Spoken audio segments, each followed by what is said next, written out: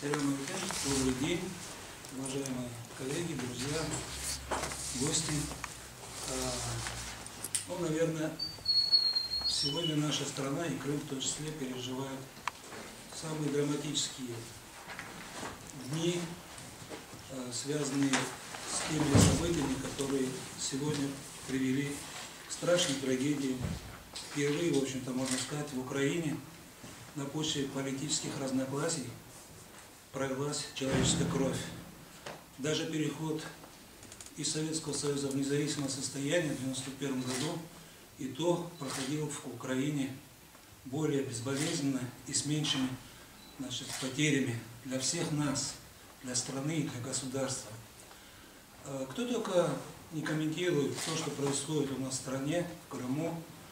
И так уж случилось, мнение крымско-татарского народа, крымско-татарской общественности почему-то по традиции ассоциируется с теми, кто чаще всего мелькает на экранах, которые чаще всего комментируют каждое событие, каждое мгновение.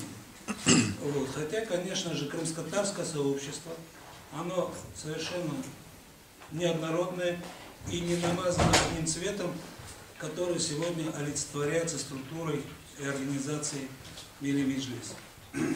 Поэтому, чтобы не было перекоса общественного сознания, крымско-татарская общественность в лице ряда общественных организаций, ветераны национального движения крымских татар и отдельный член Совета представителей крымско-татарского народа при президенте Украины посчитали необходимым дать позицию крымско-татарской общественности по событиям, которые происходят у нас в стране. Рядом со мной я хочу представить участников нашей пресс-конференции. Справа, крайне справа, председатель исполкома организации Милли ФРК Ришат Аблаев. В центре председатель Крымского регионального отделения Всеукраинской партии Объединенной Левой и Северяне Энвер Кантемир Умеров. Справа от меня президент благотворительной общественной организации фонд Ватандаш Соотечественник и ваш покорный слуга, управляющий делами, заместитель председателя Кенеша Милли ФРК Васфи Абдураимов, он же заместитель председателя Совета представителей крымско-татарского народа при президенте Украины. В ходе непростых консультаций, обсуждений, согласований, вчера буквально закончилась работа по принятию обращения от крымской татарской общественности в том формате, о котором я с вами говорил, о котором я вам сказал. Эта работа вылилась в принятие соответствующего обращения крымско-татарской общественности о политической ситуации в Украине и Крыму. Называется документ «Крыму. Мир и согласие». Я его зачитаю, он короткий, а потом мои друзья по 2-3 минуты добавят, что бы они хотели рассказать в развитии этого документа. Ну а потом перейдем к традиционному, так сказать, общению в виде вопросов и ответов, если эти вопросы у вас возникнут. Итак, Крыму мир и согласие. Обращение крымско-татарской общественности о политической ситуации в Украине и Крыму. События в Украине достигли той черты, за которой хаос, война и насилие. Волны агрессии, террора и анархии грозят захлестнуть всю Украину и наш родной Крым. В Киеве уже пролилась кровь. Необходимо всем сторонам конфликта любой ценой остановить эскалацию насилия, не допустить разжигания гражданской войны в стране, чтобы сохранить Украину как государство, чтобы сохранить ее территориальную целостность. Крайне велика опасность развязывания вооруженного конфликта в Крыму на почве розни и ненависти, которая так долго годами здесь культивировалась, что является прямой угрозой жизни каждой крымской семье, каждому жителю полуострова. Необходимо объединить усилия всех этнических сообществ и общественности во имя сохранения мира и согласия на полуострове, не позволить развести жителей Крыма по национальным квартирам.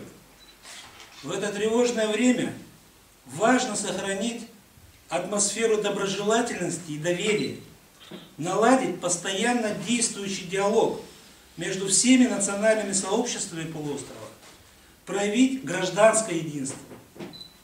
Осознавая всю полноту ответственности за ценность, за сохранение мира и согласия в Крыму, мы, представители крымской общественности, заявляем: Крым должен стать полноценной автономией, сохраняющей свою самобытность, цементирующей территориальную целостность и государственный суверенитет Украины.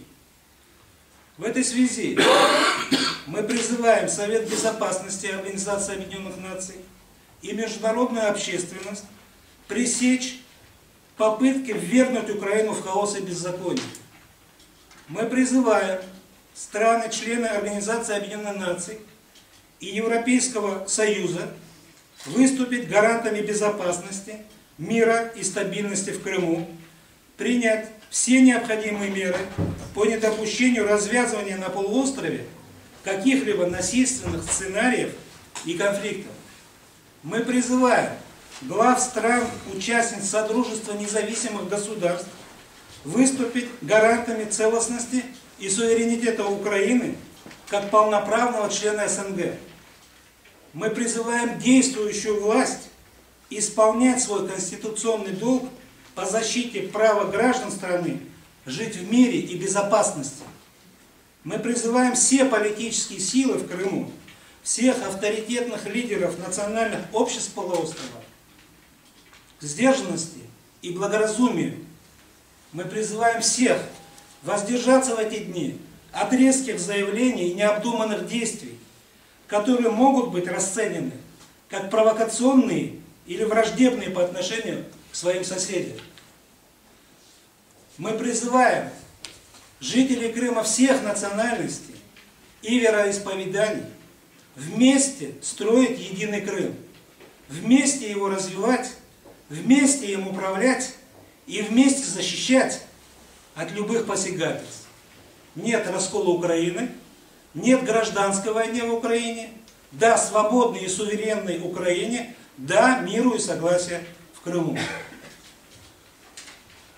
Вот такова позиция крымско-татарской общественности. И мы призываем поддержать это обращение всех политиков, все политические силы, все организации, все национальные общества, если они считают, что мир и согласие в Крыму – это та высшая ценность, выше которой нету ничего, ни власти, ни ценности, ни богатства, ни миллиарды за рубежом. Потому что выше стоимости человеческой жизни нет на земле ничего. И поэтому мы призываем поддержать это обращение всех здравомыслящих людей и все здравомыслящие общественные и политические силы в Крыму.